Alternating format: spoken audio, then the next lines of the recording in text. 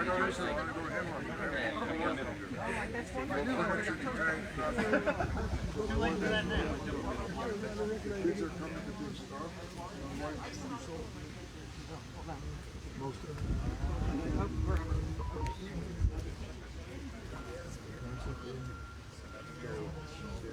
losing you by the pole. Very good. Thank you. Okay, I'm going to take the screenshot. That's the point. Thank you very much. Awesome. All right. Yeah. And I'm Marcos here also. I don't know. You are.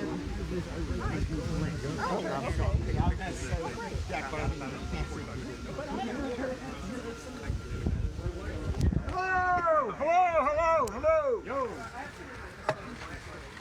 Alan. Hey. Ready.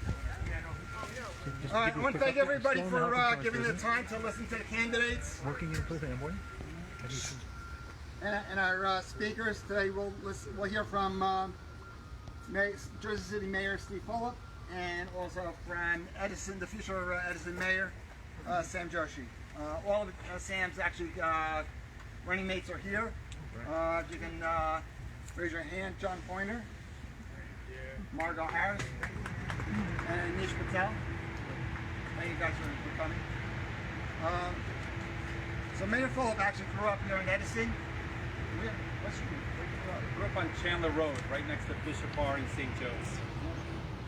So he attended RPOY and Solomon Schechter, and he's a graduate of J.P. Stevens. Moving in the wrong direction. I was hoping nobody else would catch that.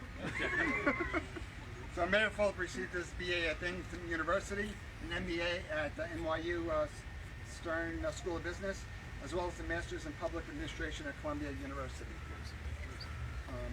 On a side note, I read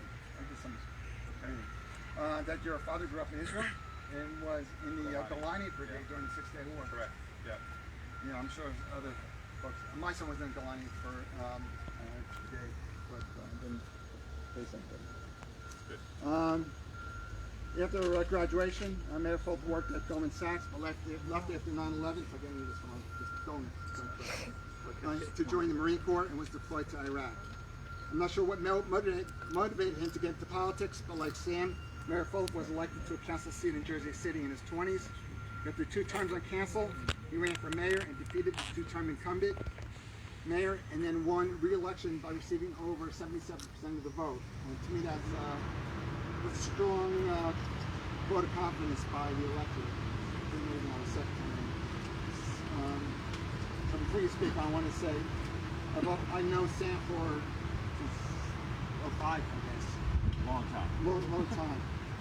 So, some people say that he's too young, he's a young guy. Other people say he's been politics his whole life. So, the reality of the whole thing is that at a very young age, Sam did get involved or interested in politics. Maybe you can explain how or why. So I met him when I was also running for council, and when Tony was, Sam was involved in a lot of different campaigns over the years. So in 2010, you started volunteering. You were on the library, Order Library Board, the Fair Housing Rentals Board, and the Zoning Board. Yes. Also. And then in 2017, you ran for council.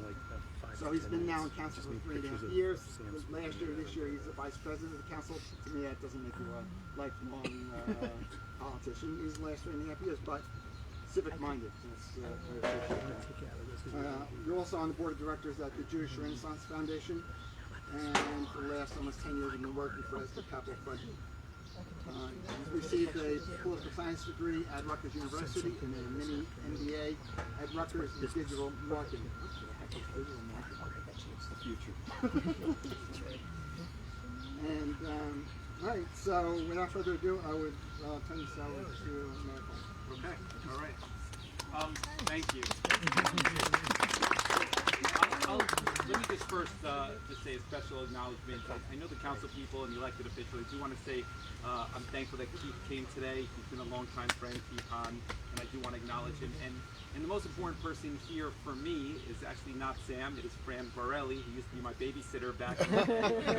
My brother. And I wasn't your baby. I know, my brother, my families, okay? And our families known each other for the upwards of 30 plus years. So just want to say thank you, guys. Well, let me take a second to say a little bit about myself and why I'm here for Sam and why I hope that you have consideration to pull the lever from. I know it's a competitive race and I know there's a lot of different competing interests, but I really do feel that if you think about the future of Edison over the next 4 and 8 years, there are few cities or towns in the entire state of New Jersey that have as much potential as Edison with regards to just pure bone structure of the types of people that are here, the infrastructure that is here, the network of roads that connect to here, the mass transit, and you've really been a victim.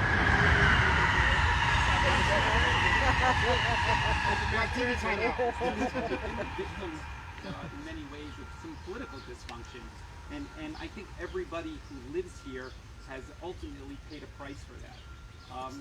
Why do I care about Edison? Because I grew up here. You know, as Craig said earlier, I come from a family of Holocaust survivors that are immigrants here, like some of you in this backyard. My family was in Auschwitz. 37 of them were taken to the concentration camp. 7 of them came back and survived. And then they ultimately chose to immigrate to this country. And when they came to New Jersey, they ultimately decided to put roots here in Edison for all the reasons that I told you. And my family stayed in Edison until 4 years ago, where they finally decided to move out because they said that they no longer needed or could take care of the backyard, and they needed different sort of resources as opposed to what was here. But their roots are still here, their friends are still here, their family is still here, my family is still here, and so I care really greatly about who the future mayor is and how that's going to work. Now, I can tell you firsthand that I was elected also when I was 27 onto the city council. I was elected as mayor 36 years old, and I heard a lot of the same criticism that people would say about Sam, that he's too young, that too ambitious, looking to always move forward with greater things and maybe not focused on what he doesn't have the experience that is necessary. And I think what we've been able to show in Jersey City is all of that is irrelevant and not true, really. The things that Sam will bring to Edison is energy, vibrancy, a commitment, things that you haven't had for a long time here. It's important to recognize that part of the problem in Edison also with the political dysfunction is the fighting that manifests itself not only here, but beyond the borders as well. Everywhere else in the state recognizes what's happening here. And I think that you also see the fact that most of the people in the state, on the state senate side, on the state assembly side, in other municipalities, have galvanized around Sam because they recognize that there is a window of opportunity here to change Edison in a meaningful way. So, you know, I came here to say that I have strong roots here, strong ties here, and I care greatly, like you care greatly, about who the next mayor is, and it's really important that you work hard. I mean, coming down the street over here on North 8th, you saw a lot of the opposition signs, and it's a competitive race, clearly. So, you know, every vote counts, and you can't take anything for granted, and so, you know, I'm going to try my best to be helpful where I can, and those of you that are on the fence, I hope you'll recognize the opportunity that Sam presents for the next 4 years, and you give him consideration when you go into the booth, and it speaks to the potential that's here. So without further ado, I'm going to introduce the candidate himself and the councilman, and turn it over to him to talk a little bit about some of the things that he wants to do, and then maybe we'll go with questions from there. But hopefully the next mayor, and I know the next mayor of Edison, Sam Joshi. Thanks, Mayor. I really appreciate that. And thanks, Craig, for hosting this wonderful event today. I want to recognize our assemblymen, both our assembly candidates here. Rob Karavanchuk is, I've known him for a long time. If you want to... I'll just wait. And Assemblyman Sterling Stanley, our newest assembly member. Thanks for showing up. And my 3 running mates, John Pointer, Nish, and Margot Harris. Thanks for coming.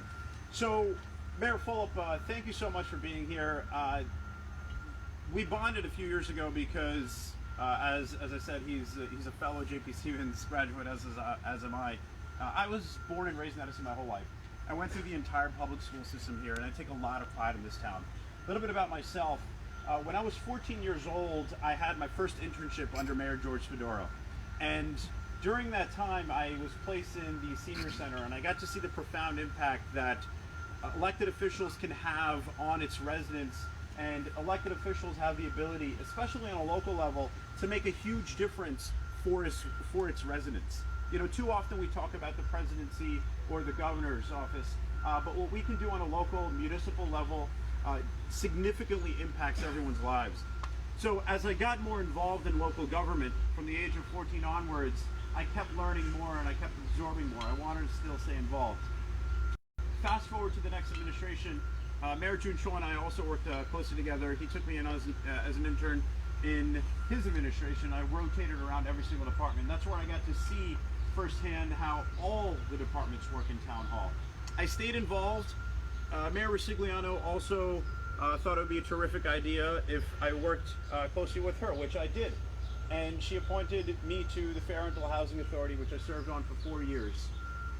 Later, the council at the time suggested that I should step it up and get involved on the zoning board, where I learned about how you can really change the footprint of the township and the master plan overall by getting involved in the zoning board.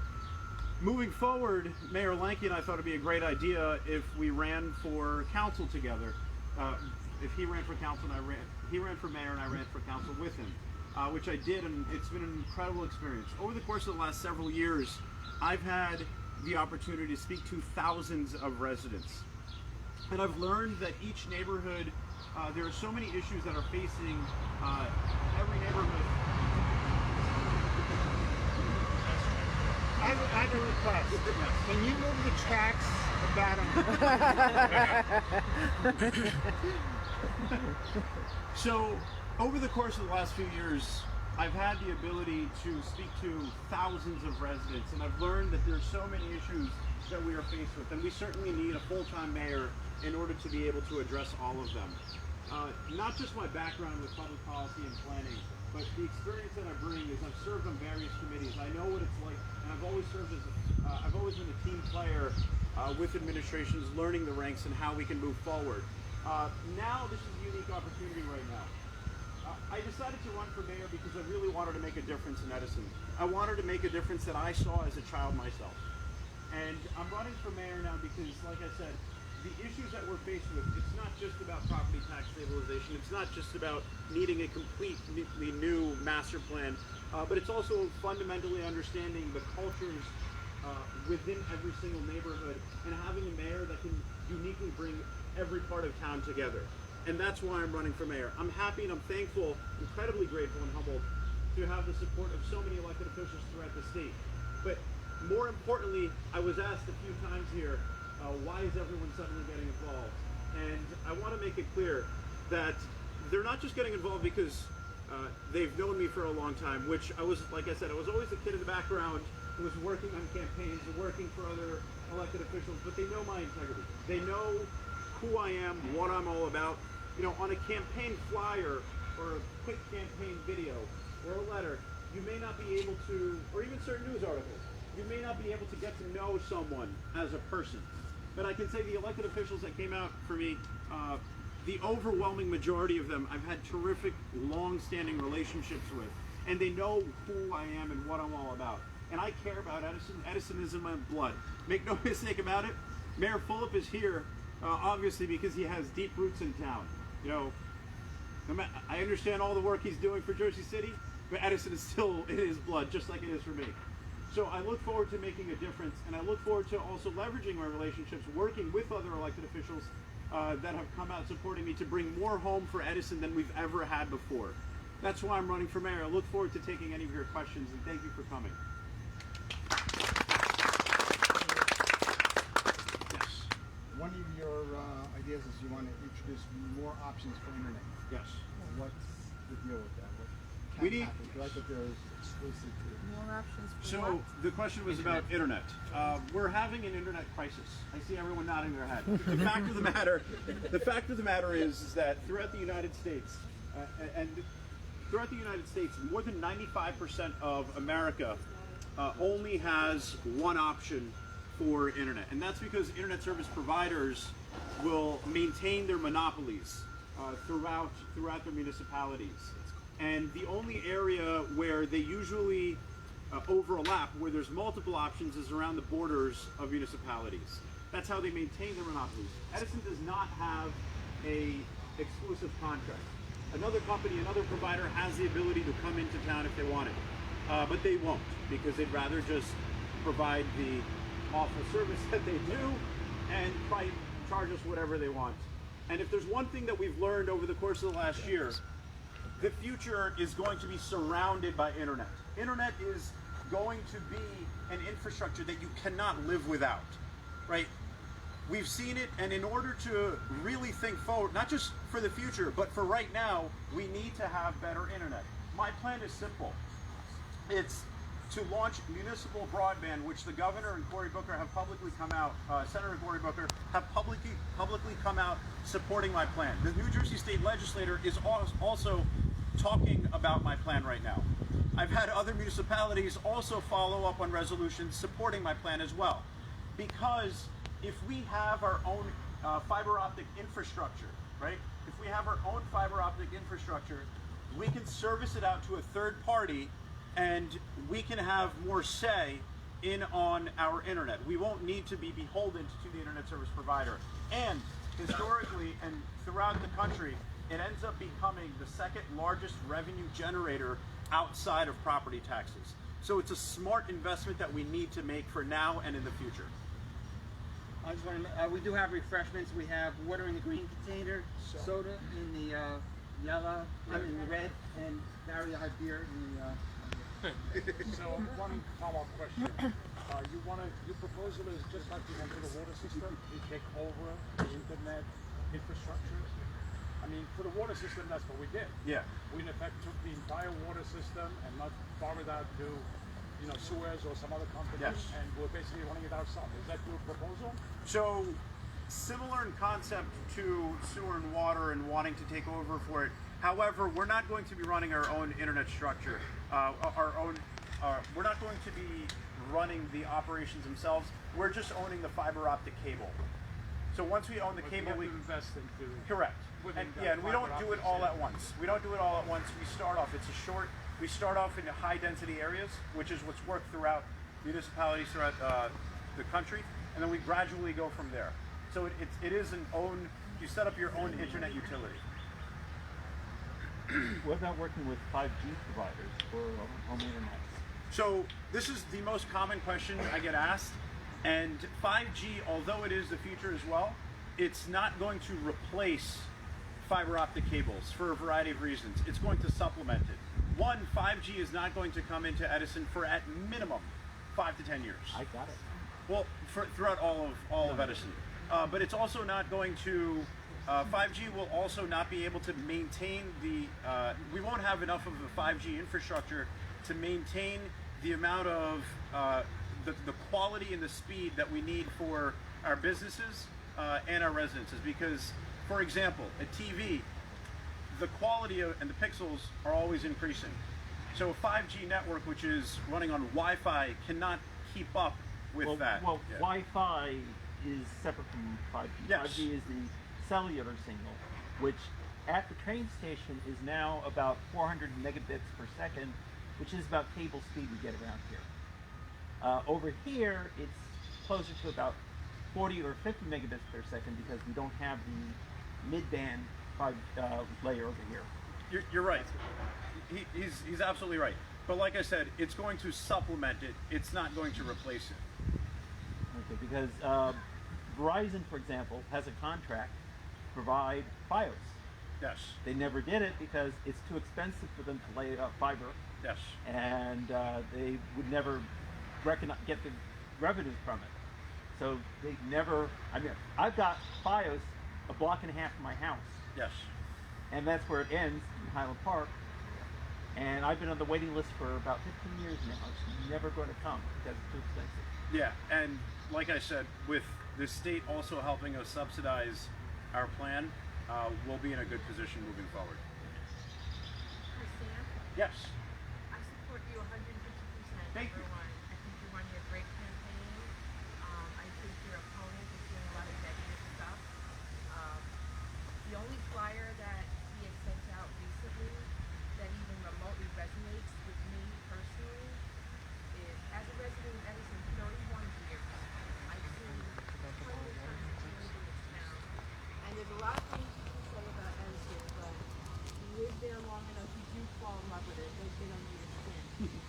And the one flyer he sent out recently that kind of hit me was the one about all the warehouses being built. I, for one, I find it really depressing to drive towards McCutcheon and be surrounded by giant Amazon, million square feet on one side, another giant one on the other side. Okay, and no one knew when they were building the second Amazon after they demolished the ExxonMobil plant what that was going to be. And then here you go, it's another Amazon. And I've seen all the signs around Silver Lake, how all those residents there are so worried about, building a warehouse in their residential area. I know you're going to get elected. That's the foregone conclusion. I just want to know, what is the leadership of Edison going to do about the rise of these huge, super, mega warehouses? To me, it's disturbing. And if it continues, God knows what Edison will look like in 20 years. It will look like one giant concrete warehouse. So, one, thank you for the support, and thank you for coming out. I really appreciate it. Two, during the campaign, I'm glad you brought this up, because during a campaign, anyone can have rhetoric. Anyone can campaign and market themselves however they want. I'm proud of my record, and my record is what I'm running on. I've been outspoken on the issue, vocally being against warehouses from the beginning. Every budget presentation and countless council meetings, I've spoken out against warehouses. The Silver Lake issue that you're talking about right now, I was the first council person to come out publicly against it. Those signs I also helped get made, and I helped the residents rally around it too. And I will continue to do so, because for sure, like I said, the master plan has not been redone in 30 years. It's completely outdated. And you're seeing the effects of an outdated master plan in 30 years. They had a couple of amendments or small changes made to it, but we need to start again from scratch. And that's what I plan to do within my first 100 days. I want to work with the council to make sure that we launch a new master plan. In place of it, right, most municipalities are left with three options. Not Jersey City, but most municipalities have the option of light industrial, residential, and retail. That is typically, throughout municipalities, that's what a mayor or a council looks for when it comes to growth. We are uniquely positioned, Edison Township, because of our geography, where we have Hackensack Meridian right here, Robert Wood Johnson right around the corner, Rutgers University, and a VOTEC school, as well as a county college right in our home turf. We need to make use of all of these entities, and I've spoken to the board of directors and the trustees, because I'm friends with them, and all of these campuses, as they try to expand, we need to make sure that they come here. This way, Edison can be the future for science, innovation, and technology and healthcare. That's what we can be proud of, not warehouses and not trucks. Sam, you mentioned rhetoric on the flyer. So there's one, your opponent says 0% tax increase for 2022. So people are saying, oh, that's great, there's going to be no property tax increase. But you have to understand what he's talking about. He's talking about municipal. If you look at your tax bill, your municipal portion of your tax bill is about 30%, about 5% county, the rest is Board of Ed. The mayor's office, the council have no control really over the Board of Ed. The Board of Ed dictates your budget, how they're going to spend, and how your rates on that portion. So if you think voting for the other guy, you're going to get zero property, that is definitely not going to happen. He's got no control over that. So again, with a lot of these issues that you see in the flyers, try to understand, do a little bit of research, and see what they're really about.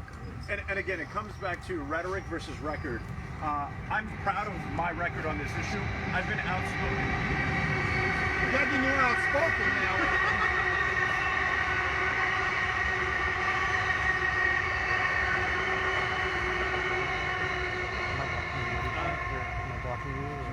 Yeah, I've been outspoken on the issue of property taxes, and I've explained that we need to have, and during when it comes time to voting, I've voted against higher property taxes.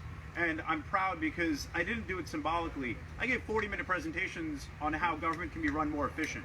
I encourage you to look it up. It's on my website, and you can see it on samjoshi.com / I think it's record. You'll see I give a 40-minute explanation about how we can be maximizing our dollar and how we can be running government more efficiently. So, you may have seen those flyers that Craig just spoke about. I'm running on a record, not just rhetoric. What the warehouses? Do they bring in taxes? They do. That's another thing that, and again, great point. My opponent put out this mailer that compared $3 versus $7. You remember the flyer? Right. Okay. So he said Amazon warehouses are paying $3 a square foot in taxes versus homes are paying $7. It doesn't make any sense at all because property taxes are based off of the assessed value, not based off of square footage. Mm-hmm. Right? So it makes no sense at all. But on top of that, you should know I was opposed to the Amazon being built. One of them also came prior to me even serving on the council. But at the same time, they are paying their fair share. They're paying, both of them combined are paying almost $3 million a year. Yeah, some of these large area tracts, if they're going to build single-family housing, that's okay. One of the things I don't like is when they're going to do, very dense housing and stacked condos and stuff like that. If you look at, the $3, $7 deal, right? So somebody in a townhouse is going to be paying, say, $8,000 for the property taxes and has at least one kid in school. What's the education for a kid? About $12,000 cost to Edison. So that's like a negative thing, as opposed to the non-residential brings in cash that doesn't burden the infrastructure of the town in terms of more police, more schools, more classrooms, more teachers, and stuff like that. Again, you got to understand what the 3 and 6% means. Yes, it's about strategic growth, smart growth, and it's about knowing which neighborhood it's appropriate to have certain projects. Mm-hmm. And that's where my experience comes in. Yes. Sam, speaking of growth, I loved in one of your flyers, you had sort of a simulation of what the marina would look like if it was developed right. The one thing in all my 31 years in Edison that has bothered me the most is we have no town center. We have no place where people can go and congregate and have a good time. There's nowhere to go. You go to Metuchen, they have that beautiful main street with all the cafes and the coffee shops. Similar here in Highland Park. There's, a great thoroughfare there and people are always gathering. I know they tried with Clara Barton, but it doesn't quite cut it. They just did a couple of weeks ago with the Tulip Festival. It was really nice, but it doesn't suffice as a town center. Years ago, they talked about the old Revlon site becoming some kind of town center. And then I remember going to a meeting, Bill Stevens was there in 2006, and they were talking about plans to beautify the Route 27 corridor in southern Edison and put together something that would, suffice as some kind of a gathering place. When they were talking about the train station 15 years ago, they were talking about building some kind of retail restaurant area. It has never happened. Nothing's ever really begun. Under your administration, what I would love to see is something like that start, because that's so sorely needed in this town. That's why so many people just drive through Edison. It's like they're on their way somewhere else. People live here, they call it home and they love it, but there's really no place to go. And they've had so many missed opportunities. When they destroyed the old Ford plant back around 2006, that was supposed to be the beginning of something. What did we get? We got Sam's Club and Topgolf. We need a town center, and if you could start towards that kind of a future, it would be amazing. It's 100% part of the plan, and that ties back to starting fresh with the new master plan. What happened to the Ford Center? Because that was supposed to be apartments and housing. It never materialized. Nothing.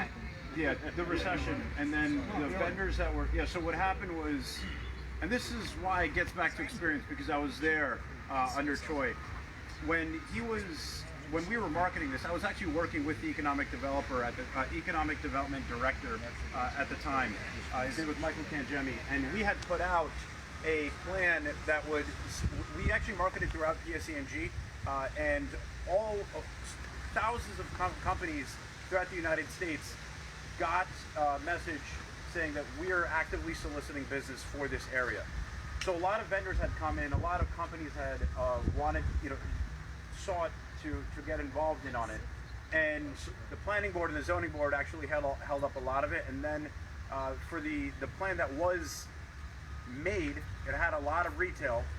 There was a movie center, there was a drive-thru, there was a lot. And there were apartments. Yes, and no, I don't remember any apartments. It was just retail. It was all retail.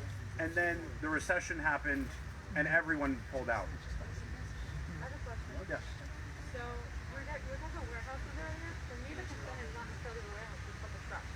Because I live on Campbell Avenue, right up 27. You close to the very narrow street, there's trucks coming down it, accidents happening all the time. Right. I go to Rutgers, there's a big warehouse being built, right past the Indian on Colmer. And there are trucks coming down my street with an infection coming on. We got lost and then like, there's no shortcut. But, and then you drive down 27 and Thomas, there's just tons of trucks traffic. Yep. So, the And- question is, what can be done about this? Because all these warehouses are being built, it's not just the warehouse, it's also Look, under my administration, make no mistake about it, no more warehouses besides and within residential neighborhoods. Because when you have trucks going through, such as the issue that they have on Silver Lake right now, what they're talking about, and I bring that up because it's the most publicized, the truck problem directly impacts our infrastructure. We would have, worse roads. We would have, it reduces your quality of life, and it brings down the values of our properties, and it's not acceptable. So make no mistake about it, there's not going to be any warehouses being built on residential neighborhoods under my administration. That's why places like Brown Center works, Howard Park works. Yes. Because they're away from you, and they're actually right by the highway. Is that part of it? Yeah, it is. Part of it. Yes.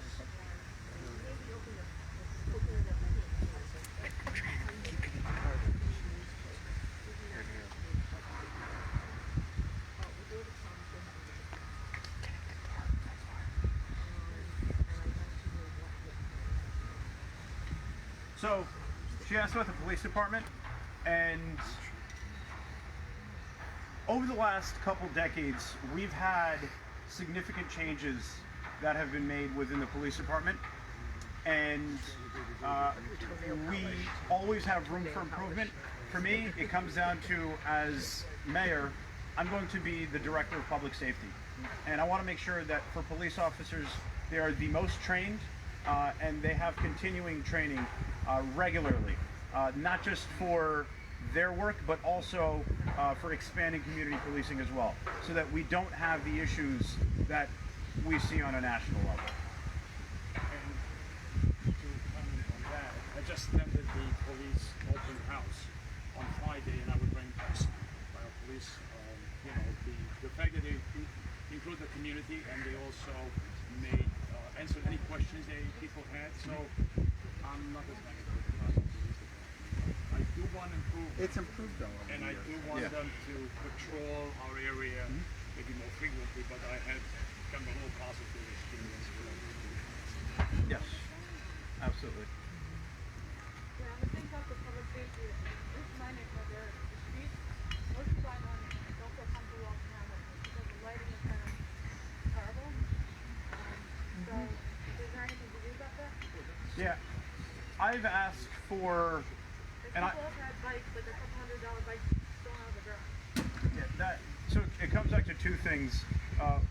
First, we need to have all of our lights replaced so that the older ones that are there that have been around for 30 years, you see the new ones with the LED, and it brightens up the neighborhood overall. And they're cheaper to run. Yeah, they are cheaper to run. It saves on energy and electricity. But more importantly, it also comes back to community policing, and it comes back to having a director of public safety that fundamentally understands the roots of all neighborhoods, making sure that every neighborhood is safe, and the people there as well feel comfortable with officers. Expanding on that is a priority. Now, talking about director of public, now you're going to be the director of public safety. I mean, as mayor. Yeah, as mayor. So you will be able to help run the. Because I remember under Troy, that was a big thing where we couldn't get rid of the police chief, so he appointed a public safety director above the police chief. Correct. So, under our form of government, under the Faulkner Act and the way that we operate, the mayor is the director of public safety. So the mayor's the only person that can hire or fire in the town. The mayor, obviously the chief runs a department similar to any other director, but at the end of the day, the buck stops with the Okay, mayor. because my understanding was that the chief of police has to be the most senior officer and he has tenure. Because that was one of the problems. Troy could not fire incompetent police chiefs. So he appointed a director who would be above the fire department and the police, and they gave all the police chiefs jobs to the director. So we still had a chief of police who did nothing. But So, yes, this all happened. There was for a brief amount of time in Edison's history, we had a director Mayor Choi had appointed someone else, but I wouldn't do that. I mean, my plan is to directly work with the chief okay. and Can work you, towards this. so do you have any control over that? We have, look, it's a similar thing. Both chiefs and all of the directors, this applies not just for the police department, but in our form of government, both chiefs, every director for every department is essentially part of the cabinet of the mayor. And the chief is tenured after a certain period, which they are right now, but it's just about getting along and working together through your problems. And I have a terrific relationship with the chief now. There's another thing that I've noticed in your opponent's flyers. He's kind of appointed himself as the so-called defender and protector of South Edison. You know, and having lived in South Edison as long as I have seen it deteriorate. There are derelict properties right on 27, facing 27. Nothing's been done about them for years. I live on Mineola, you know, right off Brook Hill and Duclos. There's a foreclosure on my block. The family abandoned the house like 2 years ago. Everyone in the neighborhood stops and gawks at it. People walking through from other neighborhoods, they stop and gawk at it. If you're elected, what can you do to try to do something about all these derelict properties and just clean up the image of South Edison? You know, he's appealing. I know a lot of people are reading his flyers, and that appeals to a lot of the folks who live in South Edison, because historically there's always been this great divide between South Edison and North Edison, the have-nots in South Edison versus the haves in North Edison. So he's kind of fighting dirty, playing dirty pool, but on a visceral level, that kind of rhetoric does appeal to people who live around there. Yeah, so. And like I said, it ties back to the master plan, knowing every neighborhood. He can put out the rhetoric that he's putting out, but I've actually walked through the streets. I know the neighborhoods. When I go door to door, I feel very comfortable within these neighborhoods. They know who I am, and they know that I want to make a difference. So you can have a community feel within every neighborhood. We have more than 30 parks in Edison, and making sure that every neighborhood has a center point where you feel a special connection within your own neighborhood is especially important. That's how you build on a master plan holistically. Well, no one else? Thank you all. Oh, yeah. One more. Yeah. So, I'm just an example, but I'm sure there are other places in Edison. The synagogue by corner of Duclos, that Okay. Duclos and 27, like the down Campbell, that, like, DC and DC, half of the street, and then the other half of the street, that's all the south of the street. And that's just one example, but if you guys have different places, I mean, the house we were just talking about, the thing we're talking about, the sidewalk is something down, they keep them sinking down. I mean, there are different things like that in the neighborhood. So potholes came up, and my plan is to expand our roads department, bring it back to what it was prior to 2004, which was we had a full-time roads department. We had 12 employees that were working on the roads full-time, and this way we can get more done.